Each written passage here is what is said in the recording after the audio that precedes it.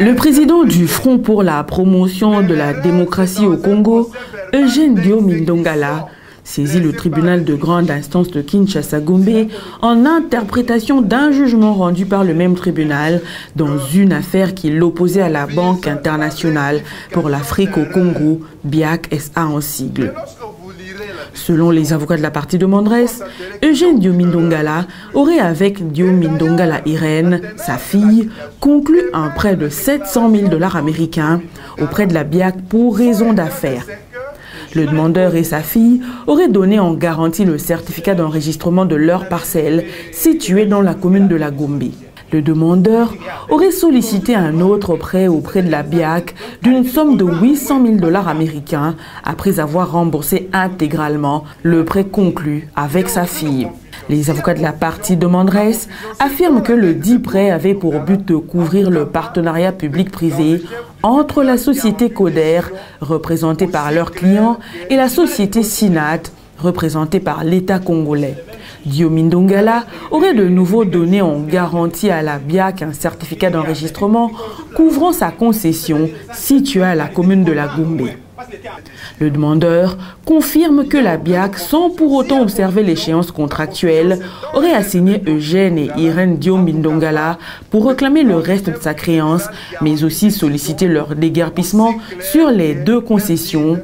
Le tribunal aurait rendu un jugement faisant droit à la demande de la BIAC et aurait ordonné le déguerpissement du demandeur Eugène Diomi Ndongala et sa fille, ainsi que tous ceux qui occupent de leur chef les deux parcelles.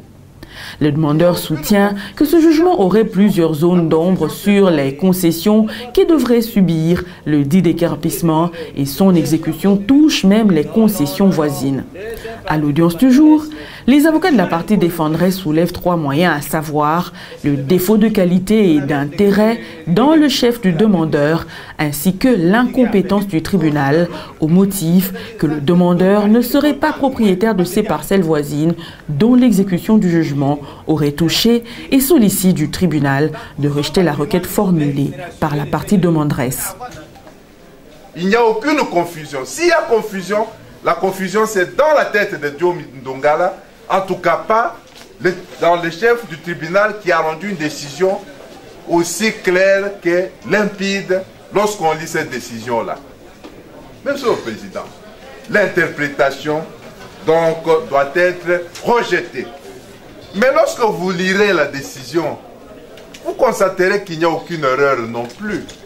Et d'ailleurs, la teneur de l'assignation et même les déclarations de Diomi Ndongala font état de ce que l'erreur vantée, ce n'est pas dans le jugement à interpréter, mais l'erreur, c'est dans un procès verbal d'exécution dressé par les huissiers qui serait parti ailleurs au lieu d'aller dans les appartements vantés.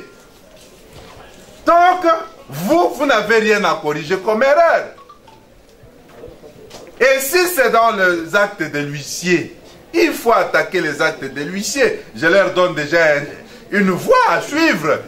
Et je suis convaincu qu'après cette audience, on va vite se précipiter au greffe pour initier une autre action. Parce qu'en fait, ce qu'ils attaquent, c'est le procès verbal d'exécution. Et là, c'est une contestation née de l'exécution d'une décision. Et là, c'est une autre procédure. D'abord, vous allez vous déclarer incompétent. À défaut, vous allez déclarer irrecevable son action de manière principale.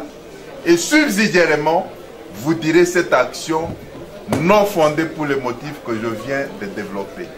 Donc, au-delà de votre compétence et de l'irrecevabilité, vous direz la présente action non fondée. Pourquoi? Parce que les protocoles d'accord ou les protocoles de partenariat, je pense que M. Pierre l'a produit, est clair. Madame Ntsona et M. Diomi avaient fait un partenariat. Donc, leur fonds devait faire en fait un. Donc, si cette dame, dont, qui n'est même pas ici, la partie Diomi fait pas comme on l'a dit, mais à supposer que cette dame soit là. Les avocats de la partie demanderesse, pour leur part, soutiennent que le TGI Gombe est bel et bien compétent pour connaître cette affaire. Ils soutiennent en outre qu'il n'y a pas défaut de qualité. Tribunal. J'ai dit non, vous êtes compétent pour analyser la question d'interprétation de votre décision. Pourquoi? Parce que la décision dont interprétation s'est prononcée sur l'exception. La clause exécutoire. Et sur cette clause exécutoire, il y a un jugement définitif. Parce que les défenses exécutées ont été rejetées. Donc sur cette clause, il y a un jugement définitif. Même le juge d'appel ne va plus revenir sur cette question. Donc vous êtes compétent parce qu'ici nous sommes limités à cet aspect des choses. Pas le fond. Sur la clause exécutoire devenue définitive, qui pose problème lors d'exécution, l'interprétation de votre dispositif, vous devez nous éclairer pour dire que Diomi devait se limiter à la parcelle énoncée dans le dispositif et non s'étendre à d'autres parcelles qui n'ont jamais été fait objet du code de... Et en ce moment-là, toutes les parties sont éclairées quant à cette question de la clause exécutoire, quant au déguerpissement, quant à cette exécution.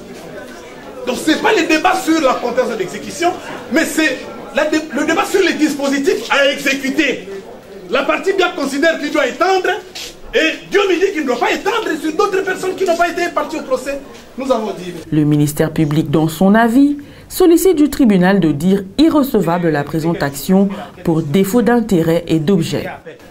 Notre position, votre tribunal, au regard de cette fin de non-recevoir liée au défaut de qualité et au défaut d'intérêt, considérera que l'intérêt étant à la mesure de l'action, chez Diomi n'a pas intérêt dans le cas d'espèce.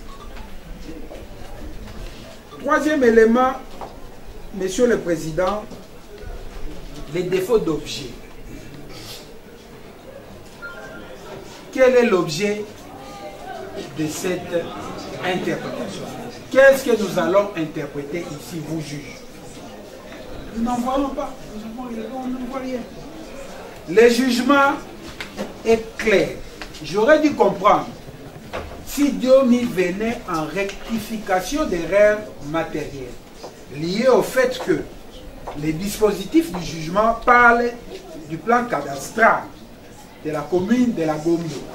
Le plan cadastral, peut-être pour erreur matérielle, il devait mettre les deux communes parce que j'entends que l'une des parcelles est dans la commune de Ngaliema et l'autre dans la commune de la Gombe.